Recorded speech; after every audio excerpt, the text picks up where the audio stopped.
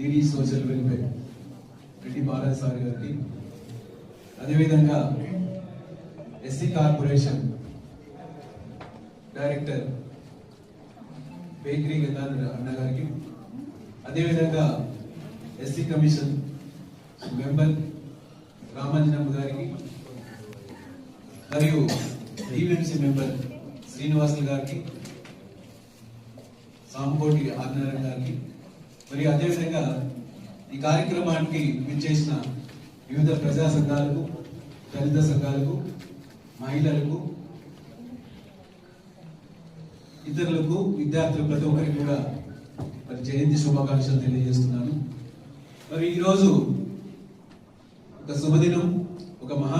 మహనీయుడి గురించి మనకు స్మరించుకునే అవకాశం మరి రాష్ట్ర ప్రభుత్వం మరి దామోదరం సంజయ్ గారి జయంతి కార్యక్రమాన్ని అధికారికంగా నిర్వహించడం అనేది చాలా సంతోషించదగ్గ విషయం. మరి అటువంటి కార్యక్రమాన్ని మన జిల్లా యంత్రాంగం ప్రతిష్టాత్మకంగా తీసుకొని నిర్వహించడం అనేది చాలా గర్వించదగ్గ విషయం. మరి 1950, 60, 70 ప్రాంతంలో జరిగిన రాజకీయాలు మనం గమనించినట్లయితే మరి ఆనాడు జాతీయ కాంగ్రెస్ లో రాజకీయ పండితులు అనేక మంది మరి వివిధ రాష్ట్రాల్లో, సపోజ్ మన ఆనాడు ఉమ్మడి ఆంధ్రప్రదేశ్ లోని రాజకీయాలు గమనించినట్లయితే ఆనాడు రెడ్లు రాజకీయాలను శాసిస్తున్న కాలంలో మరి ఎటువంటి రాజకీయ నేపథ్యం లేని కుటుంబం నుంచి వచ్చి, ఎటువంటి అనుచర వర్గం లేని కుటుంబం నుంచి వచ్చి, ఎటువంటి రాజకీయ వర్గం లేని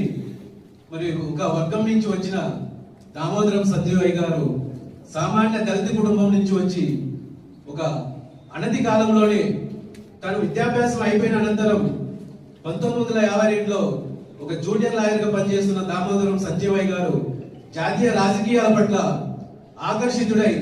రాజకీయాలకు వచ్చిన అనతి కాలంలోనే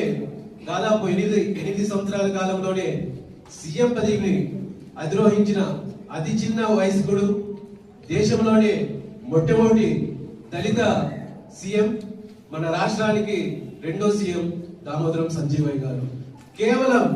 అతని నిజాయితీ, నియబద్ధత, ఉన్నత విద్యావంతుడు కావడం వల్లే మరి దామోదరం సంజయ్ గారు మరి సీఎం పదవిని అధిరోహించడానికి ఆయన యొక్క అర్హతలు అని చెప్పనే విషయాన్ని మనందరం గమనించాల్సిన విషయం ఎట్లయినా. మరి ఎప్పుడైతే ఈ రాష్ట్రానికి ముఖ్యమంత్రిగా అయినాడో ఆ రోజు అప్పటి నుంచి అతను ఈ రాష్ట్ర సంక్షేమం కోసం, ఈ రాష్ట్ర అభివృద్ధి కోసం, ఈ రాష్ట్రాన్ని ఏ రకంగా